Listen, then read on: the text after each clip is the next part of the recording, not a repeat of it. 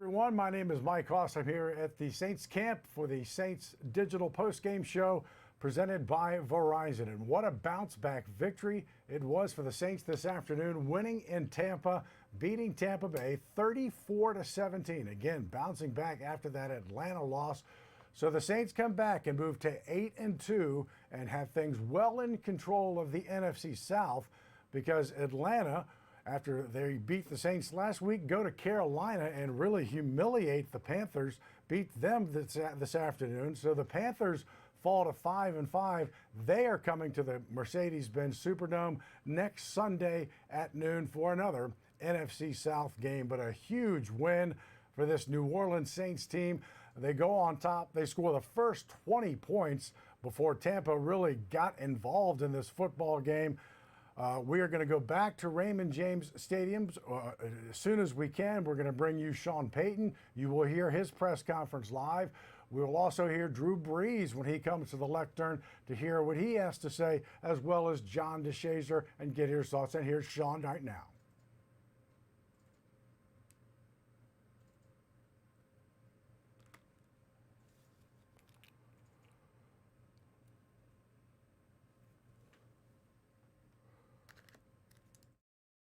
Start on the road, and I thought we had that. It wasn't our best game, but I thought we did a lot of good things to win. Too many penalties. You know, we had a touchdown brought back, third down conversion brought back. We gave up a couple big plays on defense. We still think that we've got better football ahead of us, but I was proud of how we responded from last week, and guys had a good week of practice, and I think carried over into this game. You have confidence in your secondary, but just to have 4 interceptions without Marshall Lattimore, what do you think about there? Yeah, I thought we played well. I thought we played well back there. What about the way, I mean, you said good week of practice, but I mean, did you kind of sense the team wanted to really overcome what happened last week and play? Look, you lose a game and you know, you move forward. We talked about this on Friday. You know, the next game can't come quick enough, and but you can just play that one game. So I thought we did a good job on third down. I thought defensively we affected the passer early in that, especially in the first half. The turnovers were significant, and you know, there's some plays we left on the field though offensively that we got to get cleaned up. How much were you looking at possessing the ball, maybe see time of possession in the first half? Well, it's a real good run defense, so I thought we were able to run the ball pretty effectively. I was pleased with that. I thought Nick Easton did a good job filling in and you know, getting his first start. It's a tough front to run the ball against, and I thought we were patient, and I thought both runners did a good job. So, go ahead. Kind of get Alvin going and get him involved offensively. Well, look, again, when you go into a game like this, you're fairly certain of what you're going to get front-wise. We got more zone coverage today, maybe a little bit more zone pressure than we had seen. We had the big play to Michael early on against man-to-man. You know, I think their plan was to come in and give us a lot of pressure. So sometimes that can affect you in the run game as well. But I thought we blocked them pretty well, and I thought we ran it pretty well. Did you get a sense after last week, during this week, a different mindset with this team? No, we've had a good mindset all year. Last week, obviously, wasn't good enough, but you know, I think the focus was there. Look, we've got real good leadership, and these guys understand, you know, how difficult it is to win week in and week out. You know, we're playing tough teams, and the focus really starts internally. It's you know, about our team really, and making sure we're doing all the things ready to win a game. How much did you guys come in with a concerted effort to try to run the ball? I know you mentioned it, but I mean, instead of just like last game, I mean, Teddy had a really big day. And you said the run front is tough, but I mean, did you? Yeah, look, I thought we ran it last time and we played them fairly well. You know, I think only given up 100 yards rushing maybe in 2 or 3 games this year. So, you know, we had that balance. We still hit some big plays in the passing game. We had Alvin's touchdown called back. We had a handful of penalties that we've got to clean up, because I feel like we could have scored a lot more points. What do you think of the job BJ did on Mike Evans today? It was good. He was ready. I thought he had a good week of practice. Mike's a tremendous player. And, you know, I thought our secondary was ready. You know, we got our hands on some balls. And, you know, when you have 4 takeaways, you're going to win a lot of games. It seems like there are a couple times during defensive series you were working with the offensive line on the sideline side. Well, what happened, we lost Josh Hill. And, you know, Josh is one of those guys that maybe is somewhat under the radar, but losing him was like losing your front door. All of a sudden, there's 58 plays on the call sheet, and he's involved in a lot of them. So we spent a lot of time trying to re-personnel group some of our plays, which ones we want to still run, which ones, you know, can we not run. So there was the better part of a quarter really going back through all of our offense that was maybe plays that were Josh Hill friendly, and now, you know, can we still run those plays with someone else, or is it something that, so that took a bit of time. Sean, when a new player comes in like Kiko Alonso, do you feel like it takes a couple weeks to find out where they fit? Do you feel like today was one of his more active days? Man, he's been playing a lot for us, so certainly he was around the ball today, but he's gotten a lot of snaps. That was a good acquisition for us back when we made it. You know, Alex got injured the week after we made it, so we're fortunate to have him.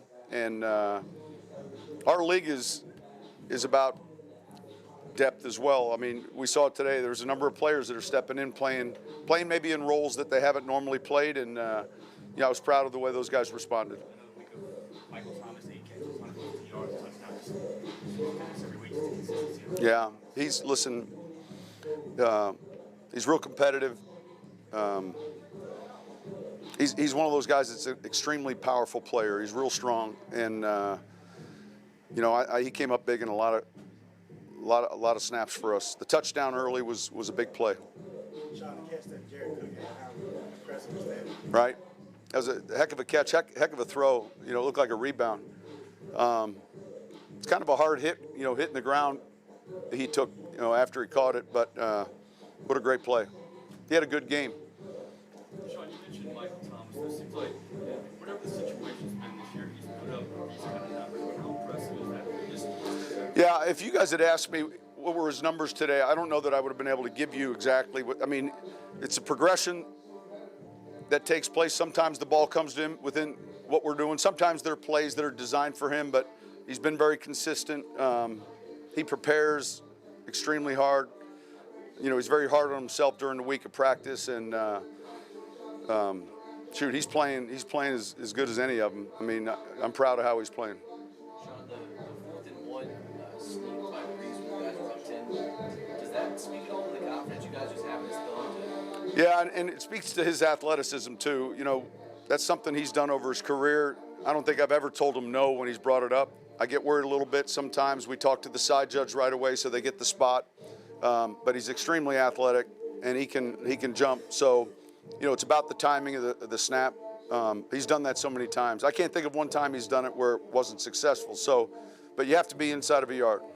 Did he push for that today? Well, we were discussing a couple plays, and then once we got the measurement, you know, we had an idea of what it was, and he felt strongly he could get it. So, Sean, do you think his athleticism goes unappreciated? I think sometimes maybe there's that perception because of his height, but he's an amazing foot athlete. You know, someone that can just vertically go up and dunk a basketball and do some of the things he does. You have to see him at practice to appreciate it. The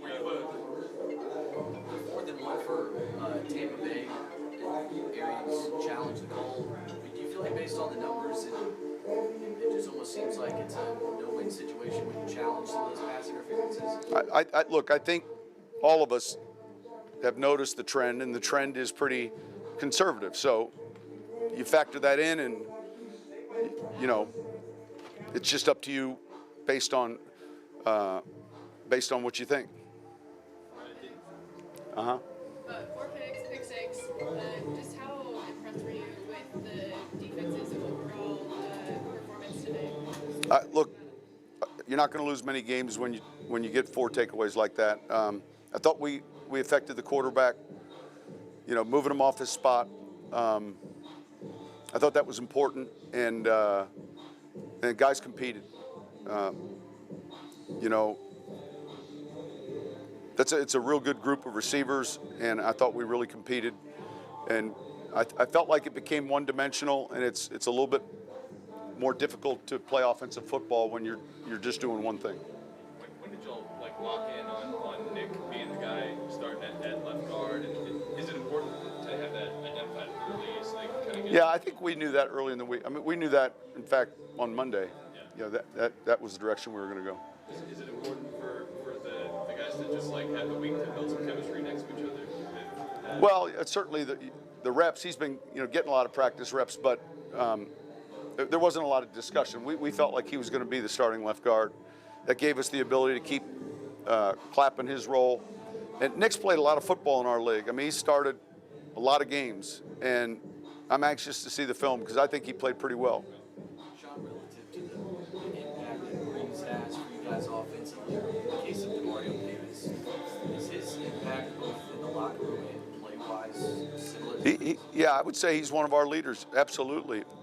He and Craig Robertson, are both, and the roles are different, but DeMario has been a real strong personality for this team, and I think has a ton of respect from his peers. He prepares hard, and that's his personality. All right, thank you.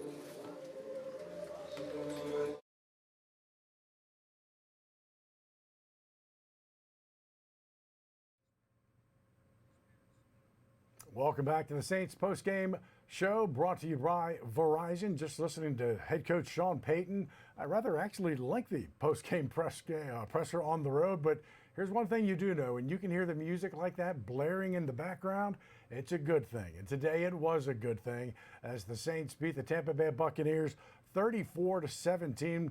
They got 4 interceptions. Jameis Winston threw 4 picks.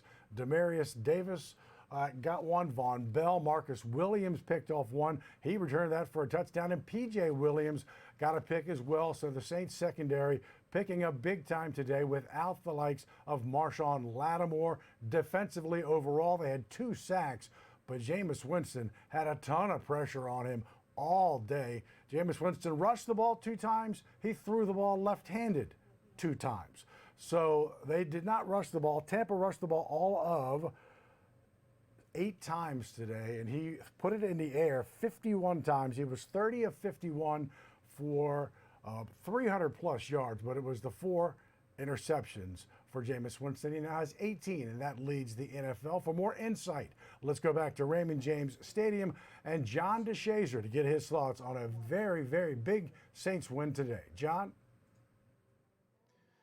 Well, Mike, you heard Coach Payton, and you'll hear from Drew Brees in a short period of time, but obviously they can't say much more differently than one from the other. The Saints won a big road game here, 34-17, and extend their lead in the division. Yes, now they lead 3 games over the Carolina Panthers. They're 8-2 now, steamrolling toward a 3rd consecutive division title in the NFC South. And all of those are great things, but the bounce back that they had from the Falcons' loss last week, extremely impressive. Lost that game 26-9 at home, couldn't score a touchdown, and here they come out and get 3 offensive touchdowns in this one and also a defensive touchdown.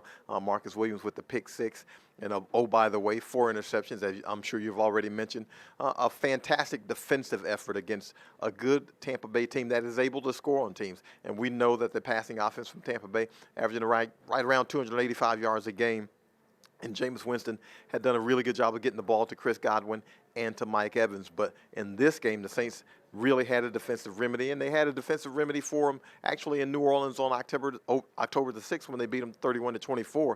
Yes, the score was a little bit tight, but the Saints defensively, I think, did a lot of the things that they wanted to do in that game, including 6 sacks. In this game, they don't get 6 sacks. They get a couple, I think, but the 4 interceptions really turn out to be pivotal.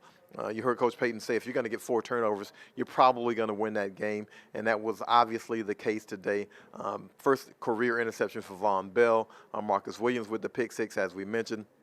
You get P.J. Williams with an interception in the end zone. All of these are score averting plays and turn out to be huge for the Saints on a day where I think they had a lot of things going well defensively. Offensively, I know they won't be happy with their early issues in the red zone. Didn't get a touchdown early because of a penalty, but still they bounced back on that one. Drew Brees has another efficient game. Didn't throw for a ton of yards, but probably completed right around 75-80% of his passes, and that's where we're accustomed to seeing him be. And the run game turns out to be huge. Tampa Bay comes in this #1 run defense in the league, allowing us 77 yards a game. The Saints crack 100. Alvin Kamara has a really good game offensively in terms of touches and production. It's good to see him get back into the flow of it offensively because we know he missed 2 games and then they come back off the bye and he didn't have a particularly significant game against the Falcons, but he comes out and establishes himself in this game and puts up pretty big. I mean, that's not a lot to say wrong with this game. I know Coach Payton will say that there are some things to clean up, and obviously in every game, not everything goes perfect. But all things considered, without Marshawn Lattimore, we saw what the secondary was able to do. Without Deontay Harris, we saw what they were able to do in special teams. Kamara comes up with a 27-yard punt return. And then without Andrews Pete on the offensive line, he specifically mentioned Nick Easton, who came in and started this game. Look, Nick Easton has played 3 of the first 7 games of this season, 3 of the first 8 games of this season he had played. He had missed, he had been DNP CD basically, didn't play in 5 consecutive games. And for him to basically come off the bench or come out of nowhere and start at left guard in a game like this, where they know they're playing against this formidable of a defensive line, and to come out and help this team really keep Drew Brees pretty clean, open up some holes in the run game, and do everything they need to do in this game. It's a fantastic job of professionalism by Nick Easton. They, remember, they signed him as a free agent, unrestricted in the offseason. He was a guy that they signed specifically to play center. All of a sudden, Eric McCoy becomes available in the draft. They take Eric McCoy. Eric McCoy is now starting at center. Nick Easton takes a back seat to Will Clapp. But in this game, Will Clapp's still able to play the tight end in the heavy packages and be the backup guy, swing inside at center and guard. And Nick Easton comes out and plays a really nice game for the Saints offensively. So, a good all-around effort, a good really get back, get right game for the Saints that they needed. They were, to say bothered by last week's game would be a huge understatement. They were ticked off. They know that they didn't put their best foot forward in a game after a bye week where they could have really established a little bit more momentum, could have extended the winning streak to 7 games, and instead had a really flat performance at home. But they come on the road and get it going. A couple of field goals early, and then the interception right at the end of the first quarter that they immediately turned into a touchdown pass from Brees to Michael Thomas, and then the interception right before halftime off Kiko Alonso's back to Von Bell turns out to be a huge play for them also because, again, it keeps Tampa Bay off the scoreboard, and all those things count in a game like this. So, Mike, this team gets back on track, now 8-2. They will attempt to win another one next week at home against Carolina, and Carolina had some issues today at home against the Falcons. And so, maybe the Saints are getting them at a right time. We know Kyle Allen's been at the quarterback for Carolina for the last couple of weeks, and he really got off to a hot start, but obviously he and that offense struggled today. At one point, I think they were down 29-3 to the Falcons, so maybe the Saints are getting them at the right time, and obviously the Saints feel like they are the superior team in this division. Why not? They've won a couple of years straight.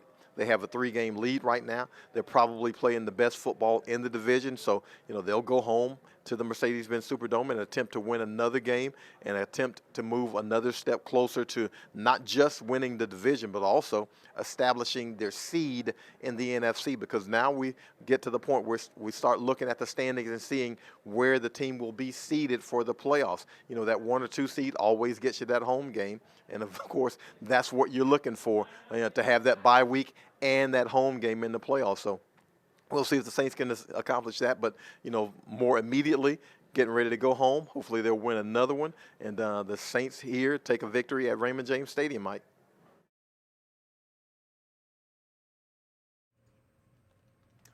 All right, well done, John DeShazier. You are right. Not a whole lot went wrong today for the New Orleans Saints. They did have the 9 penalties, had the 12 penalties last week against Atlanta, so they won't like that. And it's not always the penalties, it's almost really what the penalties, do. Call back a touchdown, call back a big play from Alvin Kamara, call back a sack. I mean, it's kind of how the penalties hurt you, but hey, big 34-17 win today for the New Orleans Saints to get to 8-2. And when you look at that fourth quarter, there were some huge fourth down plays in that quarter. Let's begin with Tampa, who had a fourth down play, completes it to Michael Thomas. They called offensive pass interference. They challenged it, but the play would stand as it did on the field, so they did not overrule it. And so the Saints took the ball. They got it and got onto a fourth down. Drew Brees kept it up the middle. You heard Sean Payton talking about his athleticism. Got a first down, chewed up some more clock, and then it was a fourth down pass later from Jameis Winston. That was picked off by Marcus Williams, who would bring it back 55 yards for the touchdown. So just some big fourth down plays in that fourth quarter that enabled the Saints to really put this game away. But they put this game away really early. And I say this all the time, that the time of possession is not always the greatest barometer of an indicator of how the game went, but not today. In the first half, the Saints held the ball 21 minutes and 5 seconds to Tampa's 8 minutes and 55 seconds. And in the game, the Saints had it for 37 minutes compared to Tampa's 23. So 14 minutes more they had the football. And it's tough to win the football game when you don't have the ball and you throw 4 interceptions. And while we keep talking about Michael Thomas, Sean talked about him in the locker room. He is just rewriting the record book every week, not every other week, every week. He now has the most receptions by a player through 10 games in the NFL. He went in today with 86 receptions. He had 8 more today, so 94 for Michael Thomas. And he also moved past Danny Abramowitz into 4th place all time. That is as far as receiving yards are concerned. So Michael Thomas had a great game. Demario Davis just continues to play well. He just did so many things defensively. And I, as John talked about, a couple of sacks today, but Jameis Winston was hurried a lot. He was hit a lot, forced to make throws he did not want to make when he wanted to make them. So this Saints defense, and without Marshawn Lattimore, played far better, tackled far better than they did in that Atlanta game. And that was a very big key to time of possession early on. And Drew Brees, as John talked about as well, that scenario right there at the end of the first quarter. Drew Brees, by the way, throwing that 16-yard touchdown pass to Michael Thomas, his first touchdown pass in the first half since November of last year. And so as soon as Drew Brees gets up to the lectern, we will take you there at Raymond James Stadium as the Saints go to 8-2. They'll welcome the 5-5 Carolina Panthers. And now let's go to Drew Brees. Obviously, just for story this week. I mean, how, in preparation, this and that, I'm sure Yeah. you guys were kind of feisty to get Yeah. out on the field. No, listen, I thought the tempo was better. I thought we started faster, obviously, getting 20 points in the first half, scoring on a bunch of drives. Would have liked to have gotten something in the 2-minute drive at the end and not put our defense back on the field. So that's kind of my takeaway from the first half.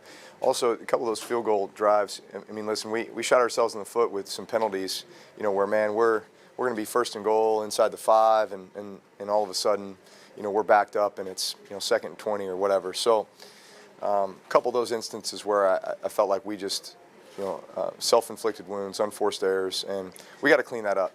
We got to clean that up if we want to be as good as I think we can be. We've got to be better in that area, and then just some little things, just some assignments where, I mean, all the little details, of where to line up and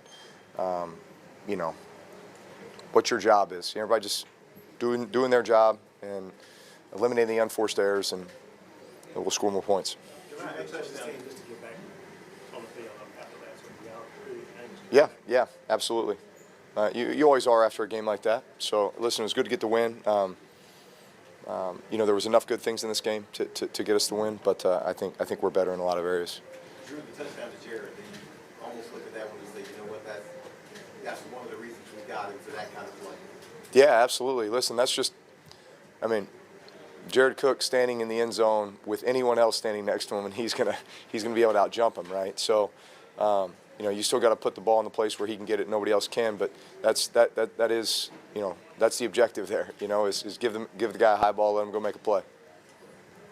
When Josh Hill goes out, Sean even mentioned he had to sit down and kind of go Yeah. through some plays. I don't Yeah. think I've ever seen him have to do that while the defense is on the field, kind of missing Yeah. game action. How impressive that you were able to kind of navigate through that. Yeah. So, Listen, it's I think especially with our offense, with as many personnel groups as we have, and different calls and tags, if you have a situation where a guy goes down, man, all of a sudden somebody's got to step in, and maybe they weren't the one to get in the rep that week, right? And so you just got to coach up a lot of guys and make sure that we're still able to operate efficiently. Drew, was that touchdown to Jared Cook? Yep. Was that kind of a variation of a similar play you ran on that 3rd and 1 conversion just earlier in the drive to Alvin Kamara in the boundary? I don't think so. The 4th and 1 conversion, does that speak to the confidence you had in the thumb middle, just reaching for that first down? Well, thumb or no thumb, I just needed to hold on to the ball and get it across the line. But those, keep the drive going. Wish we could have gone down and got points as a result of that. But no, it's fine to do that. Drew, Sean talking about your athleticism on that play. Do you think that sort of gets overlooked a little bit on the 4th and 1 when you jump? Talk about how athletic you are. Do you think people don't appreciate that aspect of your game? I don't know. It would be our little secret. he's only done it for 20 years. So. All right. Defense hit you more takeaways today. Yeah. Does that help you guys as an offense with the defense? Yeah. Now listen, that's great.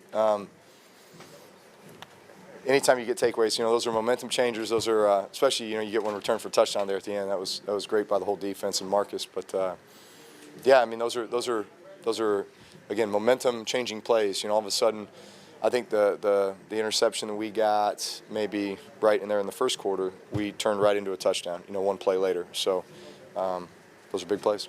What about being able to run football against this team that doesn't really Yeah. give up the run? It's a real good rush defense.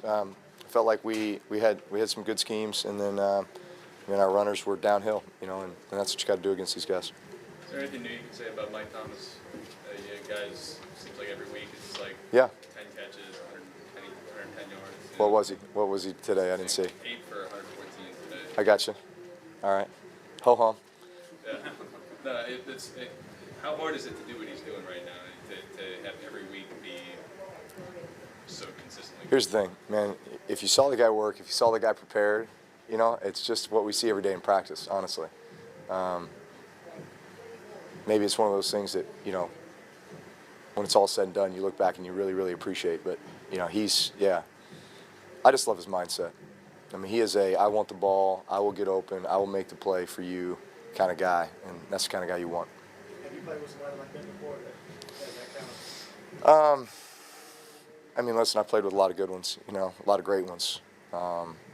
And I'd say the thing that is common with all those guys is just the trust factor. In order to be really efficient, you gotta have great trust in order to anticipate certain things, which allow you to play with confidence, allow you to be accurate, allow you to, make a lot of those throws that others may not try to make, and so when you have guys like that, guys like Mike Thomas, that you do have that type of trust in, and just the time on task, right? We talk through these things, we work on these things. It makes it for a fun. Like any situation you get in, here's a guy who can run every route and can make every play. I think the broadcast showed you two talking. It was right before the touchdown. Were you kind of talking through what was about to happen, and did it, or is that? The first touchdown the one he caught. Yeah, because it was kind of that quick change, possession, turnover, and it was just talking through a few details. What was Nick Easton like out there? Yeah. Ron was saying he was pretty excited. His first game starting in a Long time, yeah. He did a good job. Was happy for him. Credit to him. Also, that whole front, just the way they work together. Do you feel like the impact that Mario Davis has defensively for you guys, both in the locker room and on the field, is Yeah. kind of similar to yourself? He's a great leader. He's a highly productive player. Very smart. You talk about who studies and prepares, and just a great teammate, great human being. I think, we know what he stands for on and off the field. And so having a guy like that who, backs it all up with the way he plays and the way he speaks and the way that he prepares, it's great. I feel like he stacks right up there with some of the other great Yeah. linebackers you played with. Yeah, I absolutely. Especially just his presence. He's got a presence and a way about him that guys really respect. You guys talked a little bit earlier this week about the leadership on this team, but can that all be chalked up to that when you guys haven't lost consecutive games, I think, since like the first 2 weeks of 2017? Is that all right. Leadership or? It has a lot to do with it, yeah, absolutely. Just your ability to respond and step up when you need to. All right, guys. Thank you. Sean.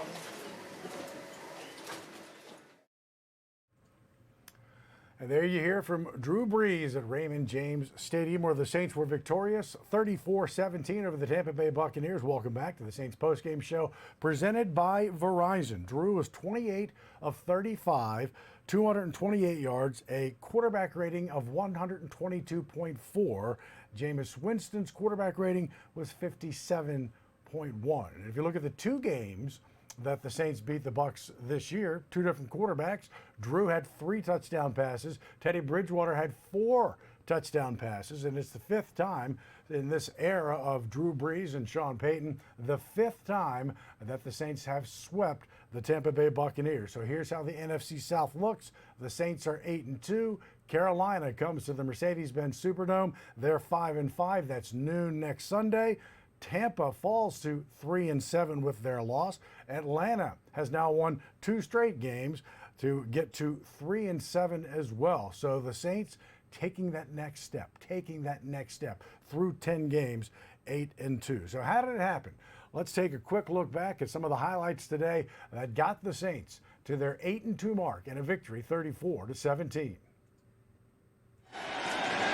Brees, good protection this time, and across the middle, Jared Cook healthy again, and a huge gain to the Tampa Bay 30-yard line. Consecutive road games, that's an NFL record, and you can get together 1 week to the next. Kamara out of the backfield, slips 1 tackle, and on his feet all the way up to the 42-yard line. And now Winston, great protection, and behind the back, did Howard have possession then when he lost it? And they're saying he did.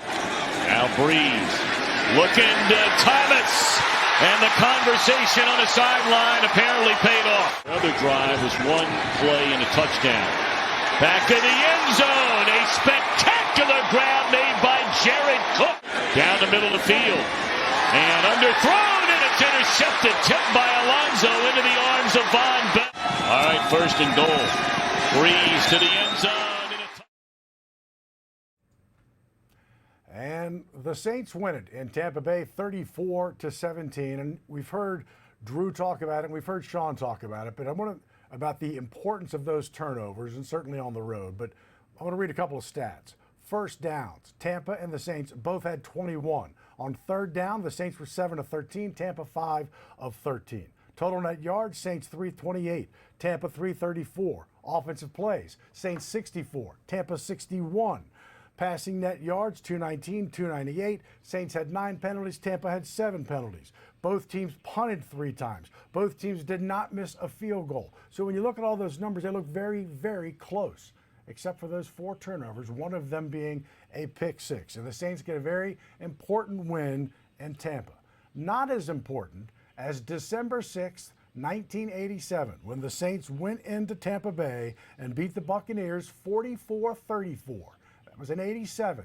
That was the year they earned their first spot in the playoffs. That is the day they earned their spot in the playoffs. And a win today, 34-17, pushes them one step closer to yet another NFC South crown. Still a lot of football to go. The Panthers coming in next, and then it's a Thanksgiving night rematch, this time in Atlanta against the Falcons. Thanks for joining us this afternoon on the Saints Postgame Show presented by Verizon. I'm Mike Hoss, and we'll see you at the Dome next Sunday at noon.